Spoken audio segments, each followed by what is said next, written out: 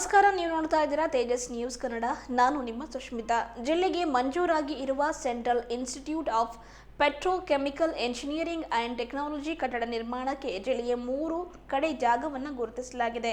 ಕಟ್ಟಡ ನಿರ್ಮಾಣದವರೆಗೂ ಕಾಯದೆ ಬರುವ ಶೈಕ್ಷಣಿಕ ವರ್ಷದಿಂದ ತರಗತಿ ಆರಂಭಿಸಲು ಕ್ರಮ ಕೈಗೊಳ್ಳಲಾಗುವುದು ಎಂದು ಕೇಂದ್ರದ ನವೀಕರಿಸಬಹುದಾದ ಇಂಧನ ಮೂಲ, ರಾಸಾಯನಿಕ ಮತ್ತು ರಸಗೊಬ್ಬರ ಖಾತೆಯ ರಾಜ್ಯ ಸಚಿವ ಭಗವಂತ ಖೂಬಾ ಅವರು ತಿಳಿಸಿದರು.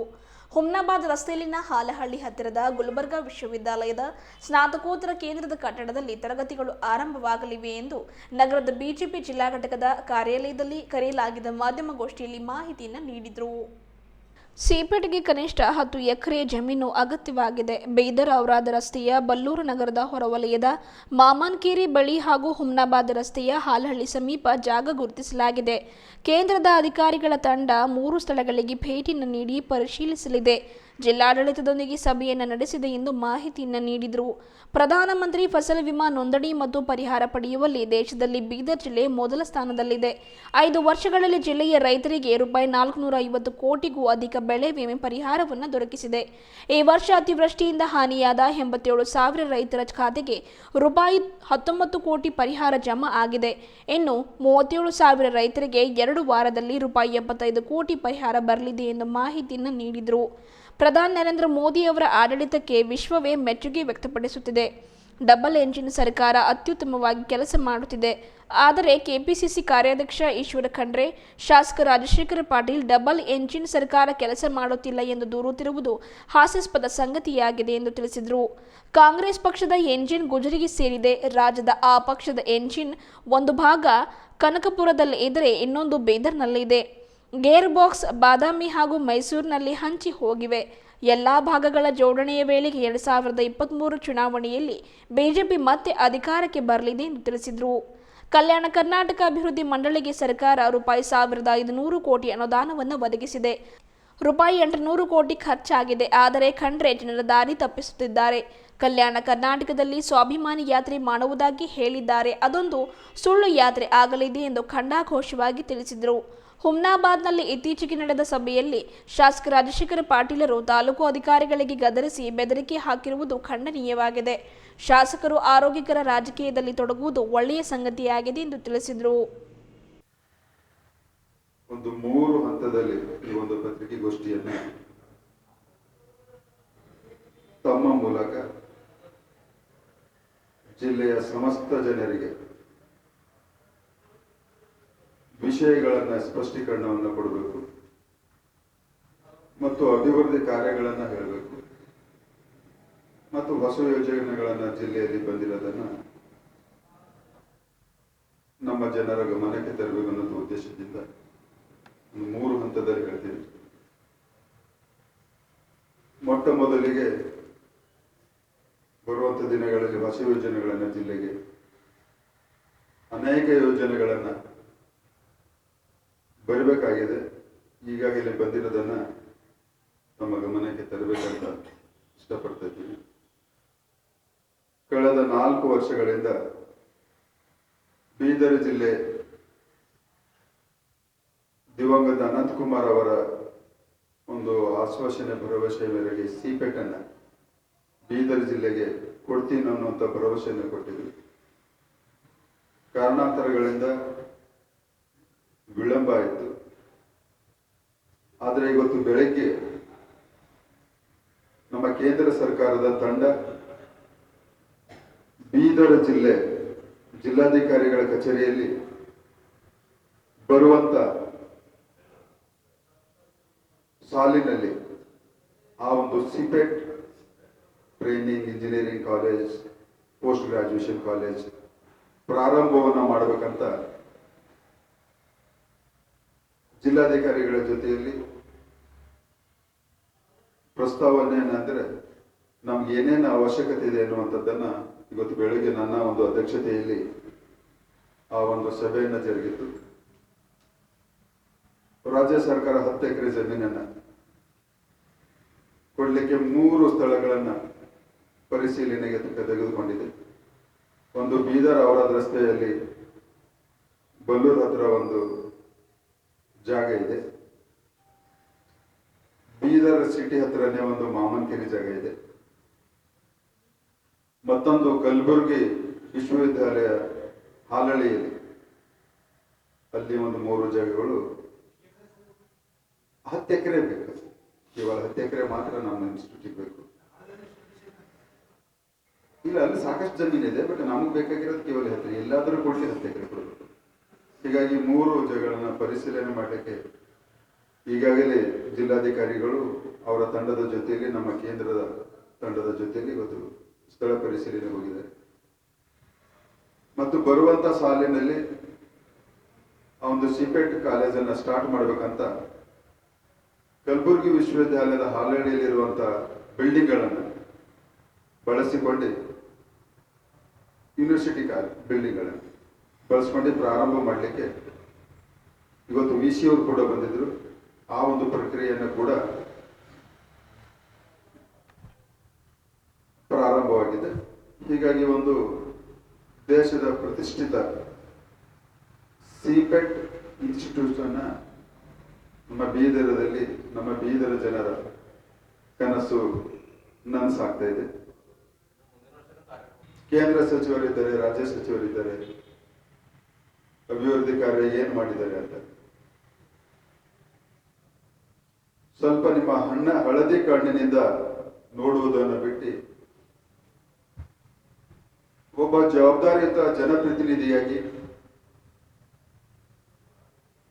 ಅಭಿವೃದ್ಧಿ ಕಾರ್ಯಗಳನ್ನ ನೋಡಿ ಒಪ್ಪಿಕೊಳ್ಳುವಂತ ಸಕಾರಾತ್ಮಕ ಮನಸ್ಸನ್ನ ನೀವು ಬೆಳೆಸ್ಕೊಳ್ಬೇಕನ್ನುವಂಥದ್ದನ್ನ ನಾನು ಹೇಳ್ತೀನಿ. ಕಳೆದ 7.5 ವರ್ಷದಲ್ಲಿ ಒಂದು ನರೇಂದ್ರ ಮೋದಿಯವರ ಸರ್ಕಾರದ ಒಂದು ಆಶೀರ್ವಾದದಿಂದ ಜಿಲ್ಲೆಯಲ್ಲಿ ಅನೇಕ ರಾಷ್ಟ್ರೀಯ ಹೆದ್ದಾರಿಗಳು, ನಗರೋತ್ಥಾನದಲ್ಲಿ ಅಮೃತ್ ಯೋಜನೆಯಲ್ಲಿ, ಸಣ್ಣ ಸಣ್ಣ ಹೋಬಳಿ ಮಟ್ಟದಲ್ಲಿ ಪ್ರಧಾನಮಂತ್ರಿ ಗ್ರಾಮ ಸಡಕ್ ಯೋಜನೆ ಆಗಿರ್ಬೋದು, CRF ನಲ್ಲಿ ಆಗಿರ್ಬೋದು, ನೂರಾರು ಕೋಟಿಯ ರಸ್ತೆಗಳನ್ನ ನಿರ್ಮಾಣ ಮಾಡಿದ್ದನ್ನ ನಿಮ್ಮ ತಾಲೂಕುಗಳಲ್ಲಿ ನೀವೇ ಹೋಗಿ ಪೂಜೆ ಮಾಡಿದ್ರಿ. ಕನಿಷ್ಠ ಅಷ್ಟಾದರೂ ಭಾವನೆಯನ್ನ ನಿಮ್ಮ ಹತ್ರ ಇರಬೇಕು. ರೈಲ್ವೆಯಲ್ಲಿ ಬೀದರಿಗೆ ಒಳ್ಳೆ ರೀತಿಯ ಸಂಪರ್ಕವನ್ನು ಸಾಧಿಸಿದಂತ ಕೀರ್ತಿ ನಮ್ಮ ನರೇಂದ್ರ ಮೋದಿಯವರ ಸರ್ಕಾರಕ್ಕೆ ಸಲ್ತದೆ. ಅನೇಕ ವರ್ಷಗಳಿಂದ ನೆನೆಗುದಿ ಬಿದ್ದಿದಂತ ಬೀದರ್ ಏರ್ಪೋರ್ಟ್ ಅನ್ನ ನೀವೇ ಎಲ್ಲರೂ ಬಂದು ಸಾಕ್ಷಿಯಾಗಿ ಬೀದರ್ ಜಿಲ್ಲೆಗೆ ಲೋಕಾರ್ಪಣೆಯನ್ನ ಮಾಡಿದಂಥದ್ದನ್ನು ಕೂಡ ನಾವು ನೋಡಿದ್ದೀವಿ. ಹೀಗಾಗಿ ನೀವು ಏನೋ ಮಾಡಿಲ್ಲ ಅಂದಿದ್ರು ಕೂಡ ಜಿಲ್ಲೆಯ ಜನತೆ ಮಾಡಿದ್ದನ್ನ ಅನುಭವಿಸಿ ನಮಗೆ ಅಭಿವೃದ್ಧಿಯ ಪಾರ್ಟಿ, ಅಭಿವೃದ್ಧಿಯ ಸಂಸದ, ಅಭಿವೃದ್ಧಿಯ ಸರ್ಕಾರ ಅನ್ನುವಂಥದ್ದನ್ನ ಜನ ಮಾತಾಡ್ಕೊಳ್ತಾ ಇದ್ದಾರೆ. ನಿಮ್ಮ ಸರ್ಟಿಫಿಕೇಟ್ ನಮಗೆ ಅವಶ್ಯಕತೆ ಇಲ್ಲ. ಇದು ಅಭಿವೃದ್ಧಿಯ ಕೆಲಸ ಅಷ್ಟೇ. ಇದು ಮೂಲಭೂತ ಸೌಕರ್ಯಗಳ ಜೊತೆಯಲ್ಲಿ ಕಾಂಗ್ರೆಸ್ಸಿನವರಿಗೆ ನಾವು ಧನ್ಯವಾದಗಳನ್ನು ಹೇಳಬೇಕಾಗ್ತದೆ. ಸ್ವಾತಂತ್ರ್ಯ ಸಿಕ್ಕಿ 75 ವರ್ಷ ಆಗ್ಲಿಕ್ಕೆ ಬಂತು. ಅದರ ಅತಿ ಹೆಚ್ಚಿನ ದೇಶವನ್ನ ಆಡಳಿತವನ್ನ ನಡೆಸಿದವರು ನೀವೇ, ಸುಮಾರು 60 ವರ್ಷಗಳ ಕಾಲ. ಕಳೆದ 7.5 ವರ್ಷದಲ್ಲಿ ನರೇಂದ್ರ ಮೋದಿಯವರು ಪ್ರಧಾನಮಂತ್ರಿ ಜನಧನ ಯೋಜನೆ ಇರ್ಬೋದು, ಪ್ರಧಾನಮಂತ್ರಿ ಉಜ್ವಲ ಯೋಜನೆ ಇರ್ಬೋದು, ಪ್ರಧಾನಮಂತ್ರಿ ಕಿಸಾನ್ ಸಮ್ಮಾನ್ ನಿಧಿ ಯೋಜನೆ ಇರ್ಬೋದು, ಆಯುಷ್ಮಾನ್ ಭಾರತ ಯೋಜನೆ ಇರ್ಬೋದು, ಪ್ರಧಾನಮಂತ್ರಿ ಆವಾಸ್ ಯೋಜನೆ ಇರ್ಬೋದು, ಪ್ರಧಾನಮಂತ್ರಿ ಉಜಾಲಾ ಯೋಜನೆ ಇರ್ಬೋದು, ಬೇಟಿ ಬಚಾವೋ ಬೇಟಿ ಪಢಾವೋ, ಇವತ್ತ ಹೆಣ್ಣು ಮಕ್ಕಳ ದಿನಾಚರಣೆ, ಬೇಟಿ ಬಚಾವೋ ಬೇಟಿ ಪಢಾವೋ ಯೋಜನೆ ಇರ್ಬೋದು,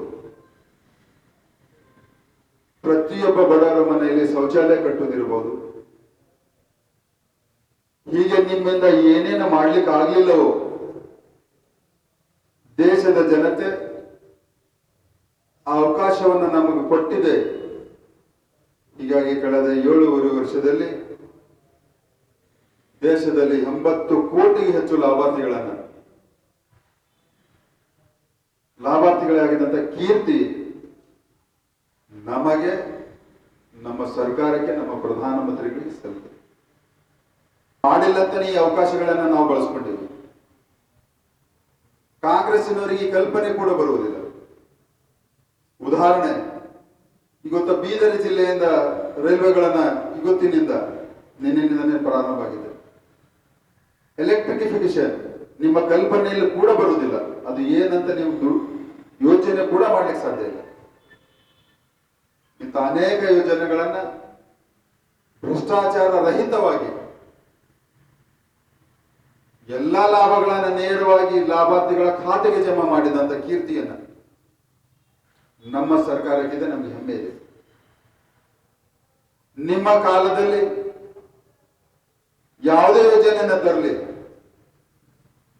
ದಲ್ಲಾಳಿಗಳಿಗೆ ಎಷ್ಟು, ಮತ್ತೊಬ್ಬರಿಗೆಷ್ಟು, ಬಗರೆ ಹಗರಣಗಳ ಮೇಲೆ ಹಗರಣ. ಇದು ಕಾಂಗ್ರೆಸ್ಸಿನ ಗುರುತು, ಹಗರಣ. ಹೀಗಾಗಿ ಮೊನ್ನೆ ಕೆಪಿಸಿಸಿಯ ಕಾರ್ಯಾಧ್ಯಕ್ಷರಾದಂಥ ಈಶ್ವರ್ ಖಂಡ್ರೆ ಅವರು, ಹುಮನಾಬಾದಿನ ಶಾಸಕರಾದಂಥ ರಾಜಶೇಖರ್ ಪಾಟೀಲ್ ಅವರು ಪತ್ರಿಕಾಗೋಷ್ಠಿಯನ್ನ ಮಾಡಿದ್ದಾರೆ.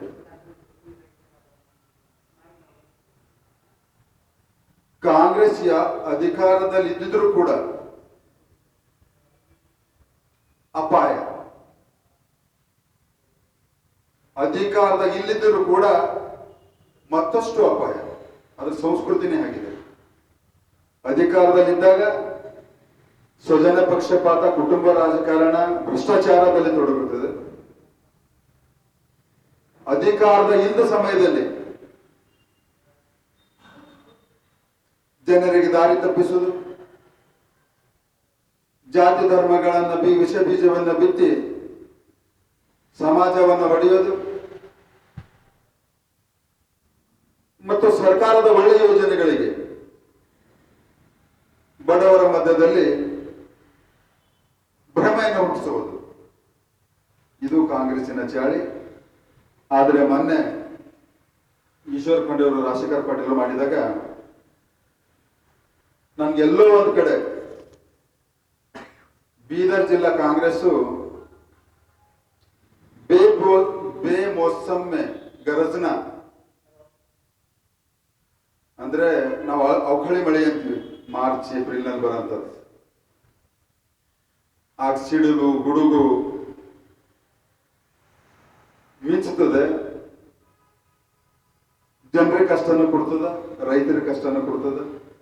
ಹಾಂಗ ಇವತ್ತು ಬೀದರ್ ಜಿಲ್ಲೆ ಕಾಂಗ್ರೆಸ್ನಲ್ಲಿ ಬೇಮೋಸಮ್ಮೆ ಗರಜ್ನ ತರ ಮೊನ್ನೆ ಒಂದು ಪ್ರೆಸ್ ಮೀಟ್ ಅನ್ನ ಮಾಡಿದ್ದಾರೆ.